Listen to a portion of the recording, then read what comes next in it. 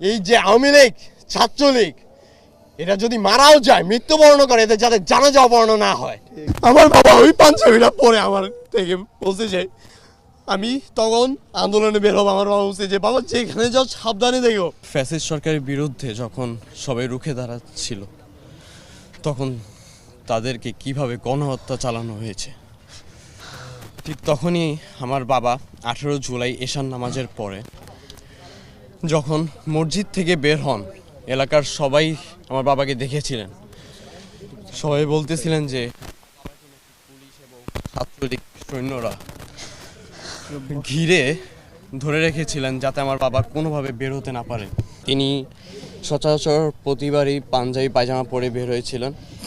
তো তাদের মতে ছিল যে আমার বাবা হয়তো বা জামাতের কোনো বড় কোনো লিডার বা বড় কোনো পর্যায়ে আছেন, হয়তো আমার বাবা এর